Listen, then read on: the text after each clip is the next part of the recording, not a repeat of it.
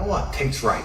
And then the question is, are you actually going to do something about it? You could take 150,000 of these people and travel back in time and stand them in front of their ancestors, and their ancestors who fought fucking saber-toothed tigers or escaped the Mongol hordes or managed to dodge bombs in the Second World War. All the shit they went through just for this cretin to be born. And to look at him, look at who he is, listen to his life story, listen to what he does on a day-to-day basis, and they would feel nothing but shame.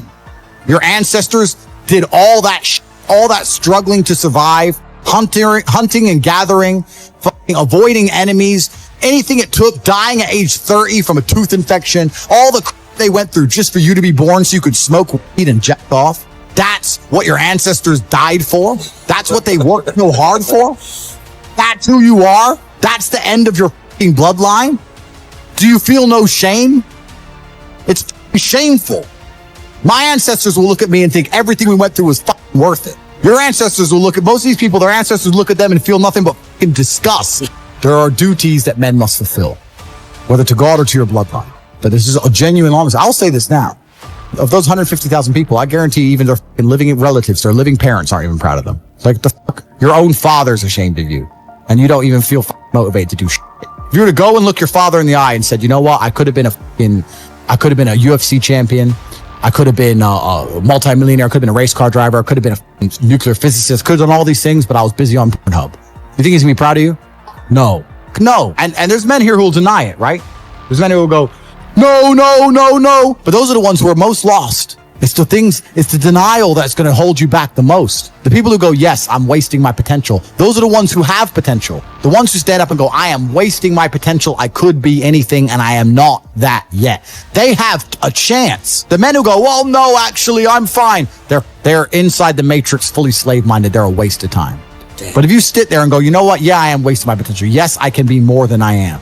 Even if I'm already great, I can be better. As good as I am, I still push myself to the limit every single day. I have every single thing a man could possibly want. I'm still pushing myself. This is your prerogative as a man, but you need to be instilled with a sense of duty to your bloodline. You must want it. You need to want it deep inside your soul. I can't die as anything less than emperor. It's my destiny. Every day, I don't feel like doing things that I still do. It's called discipline. It's called being a man. It's not about feeling like doing it. If you only do things you feel like doing, you know what you end up doing? What? You end up sitting around with a belly, drinking soya fucking latte bullshit. That's what you end up doing if you only do what you feel like doing. You have to wake up and say, I don't feel like training, but I must train. You need to do what you're supposed to do, not what you feel like doing. Okay. That's the difference between a man and a child. You do not become a man doing what you feel like doing. You become a man doing what you're supposed to do. The men on the Titanic didn't feel like dying that day. It's your duty. It is your duty to not be a fat piece of shit. That's honor.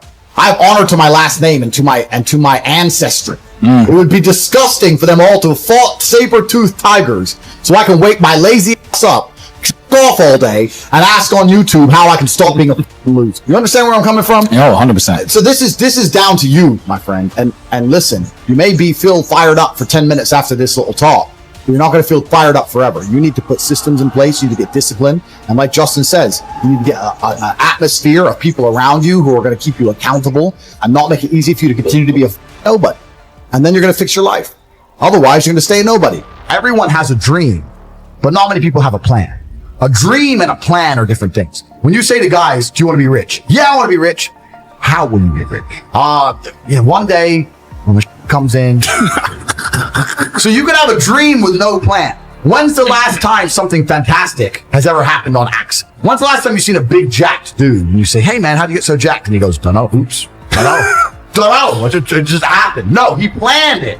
He went to the gym. He ate a certain way. He planned his meals. He had to make it happen. It's exactly the same with getting rich. You need a plan to get rich, right? Everyone out there has a dream, but very few people have a plan. Yep. If you're surrounded by people who have a plan to get rich and you provide value to them in some way, because they're not going to drag you up and you ain't doing nothing, because that's what friendship is. Friendship is value exchange. Yeah. If you provide value to them, sooner or later you're going to begin to make money. Let me tell you the fact, number one facet of a G mindset. Your life is never going to be worse if you walk through the world believing you are the man. You wake up, you look in the mirror and go, I'm the man. I am the man. There's no one on this planet who can do shit I couldn't do if I put my mind to it. I don't give a how good you are at piano. If I decide to play piano, I would be better than you at piano. And I believe that. I don't just say these things, I believe them. So the first thing you can do with your G mindset is you need to start believing you are the man. Even if you're not the man yet, even before I was world champion, I knew I was going to be the man. So I don't give a f. And I was happy to say that to anybody. When people called me arrogant and stupid and deluded, I just sit there and look at them and say, yeah, f you, I'm going to be the man.